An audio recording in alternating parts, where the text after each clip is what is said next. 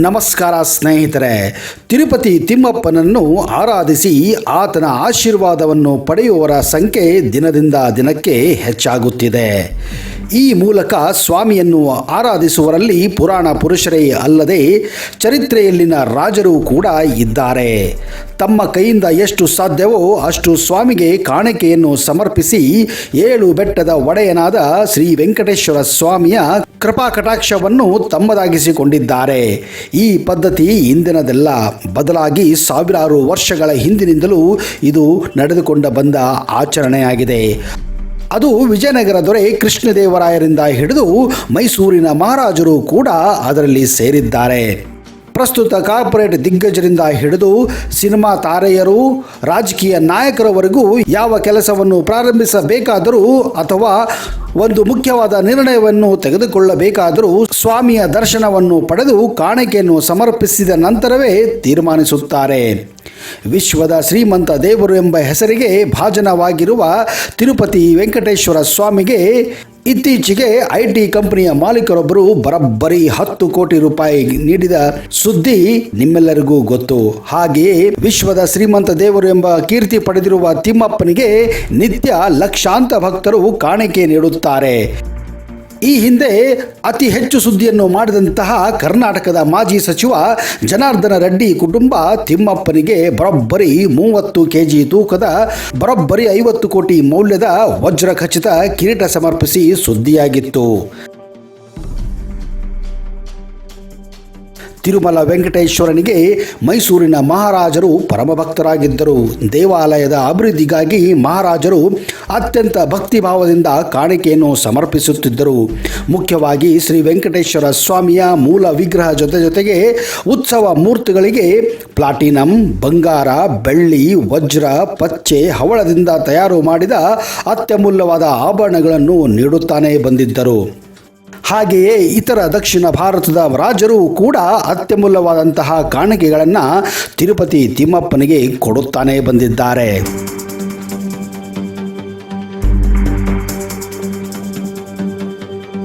ಅದರಲ್ಲೂ ವಿಜಯನಗರದ ದೊರೆ ಶ್ರೀ ಕೃಷ್ಣದೇವರಾಯ ತಿರುಪತಿ ತಿಮ್ಮಪ್ಪನ ಮಹಾನ್ ಭಕ್ತರಾಗಿದ್ದರು.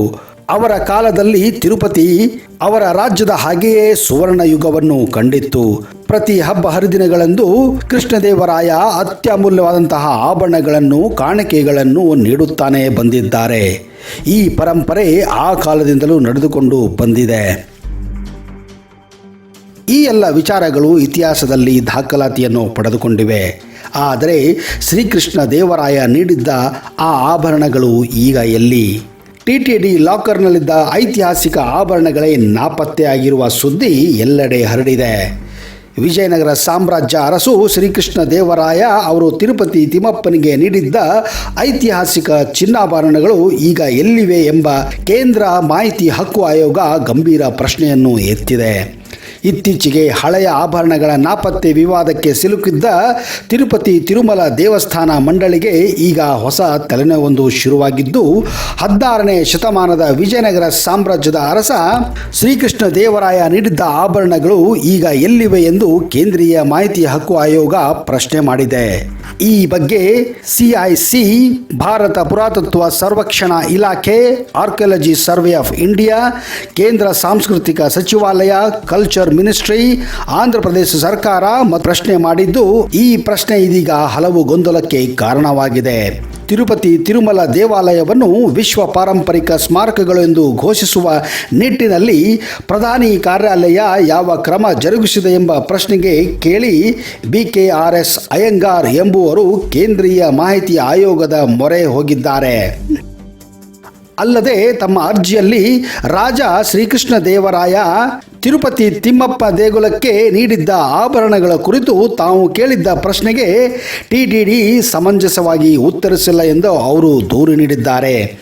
ಈ ಹಿನ್ನೆಲೆಯಲ್ಲಿ ಅಯ್ಯಂಗಾರ್ ಅವರ ಅರ್ಜಿ ವಿಚಾರಣೆ ನಡೆಸಿದ ಮುಖ್ಯ ಮಾಹಿತಿ ಆಯುಕ್ತ ಶ್ರೀಧರ್ ಆಚಾರ್ಯರು ತಿರುಪತಿ ತಿಮ್ಮಪ್ಪ ದೇವಸ್ಥಾನವನ್ನು ರಾಷ್ಟ್ರೀಯ ಸ್ಮಾರಕವನ್ನಾಗಿ ಮಾಡಲು ಕೇಂದ್ರ ಸರ್ಕಾರ ಕೈಗೊಂಡ ಕ್ರಮಗಳ ಬಗ್ಗೆ ಬಹಿರಂಗ ಮಾಡುವಂತೆ ಪ್ರಧಾನಿ ಕಾರ್ಯಾಲಯಕ್ಕೆ ಸೂಚನೆ ನೀಡಿದೆ. ಅಲ್ಲದೆ ದೇವಾಲಯಕ್ಕೆ ಶ್ರೀಕೃಷ್ಣ ದೇವರಾಯ ನೀಡಿದ್ದ ಆಭರಣಗಳು ಈಗ ಎಲ್ಲಿವೆ ಎಂಬುದರ ಬಗ್ಗೆ ಸ್ಪಷ್ಟನೆ ನೀಡುವಂತೆ ಆಂಧ್ರ ಪ್ರದೇಶ ಸರ್ಕಾರವು ಸೇರಿದಂತೆ ಸಂಬಂಧಪಟ್ಟ ಸಚಿವಾಲಯ ಮತ್ತು ಇಲಾಖೆಗಳಿಗೆ ಸೂಚನೆ ನೀಡಿದೆ. 16ನೇ ಶತಮಾನದಲ್ಲಿ ಶ್ರೀಕೃಷ್ಣ ದೇವರಾಯನು ತಿರುಪತಿ ದೇವಸ್ಥಾನಕ್ಕೆ ಆಭರಣಗಳನ್ನು ನೀಡಿದ್ದ ಎಂದು ದೇವಾಲಯದಲ್ಲಿನ ಕಲ್ಲಿನ ಕೆತ್ತನೆಗಳೇ ಸಾಕ್ಷಿಯಾಗಿವೆ.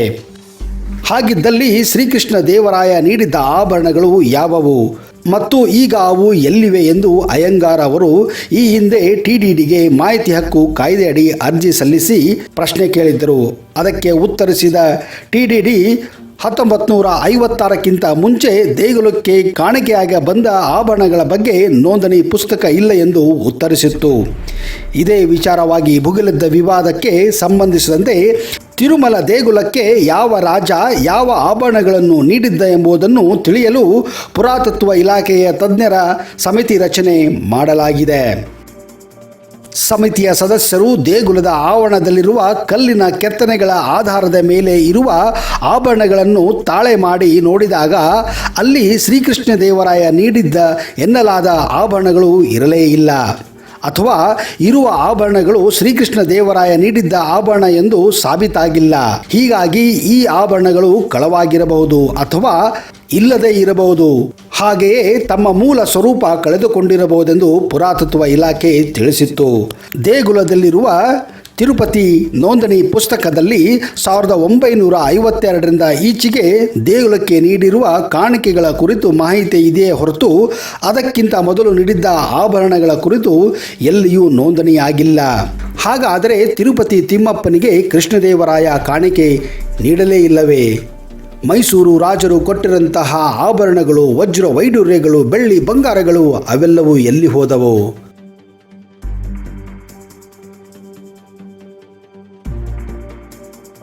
ವಿಶ್ವದ ಅತ್ಯಂತ ಶ್ರೀಮಂತ ದೇಗುಲ ತಿರುಪತಿ ತಿಮ್ಮಪ್ಪನಿಗೆ ಕಳೆದ 5 ತಿಂಗಳ ಅವಧಿಯಲ್ಲೇ ದಾಖಲೆ ಮಟ್ಟದ ಕಾಣಿಕೆ ಹರಿದು ಬಂದಿದೆ. ಈ 5 ತಿಂಗಳಲ್ಲಿ ಸುಮಾರು 240 ಕೋಟಿ ರೂಪಾಯಿಗಳನ್ನು ಭಕ್ತರು ಕಾಣಿಕೆಯಾಗಿ ಅರ್ಪಿಸಿದ್ದು, ಇದರ ಜೊತೆ 600 kg ಬಂಗಾರ ಹಾಗೂ 4000 kg ಬೆಳ್ಳಿ ಕೂಡ ಸಮರ್ಪಿಸಲಾಗಿದೆ. ದೇಶದಲ್ಲಿ ಆರ್ಥಿಕ ಕುಸಿತ ಉಂಟಾಗುತ್ತಿದೆ ಎಂದು ಹೇಳಲಾಗುತ್ತಿದ್ದರೂ ತಿರುಪತಿ ತಿಮ್ಮಪ್ಪನ ಆದಾಯದಲ್ಲಿ ಮಾತ್ರ ಕೊಂಚವೂ ಕಡಿಮೆ ಆಗಿಲ್ಲ. ಹೇಳಬೇಕೆಂದರೆ ಇನ್ನೂ ಅದು ಜಾಸ್ತಿನೇ ಆಗುತ್ತಾ ಇದೆ.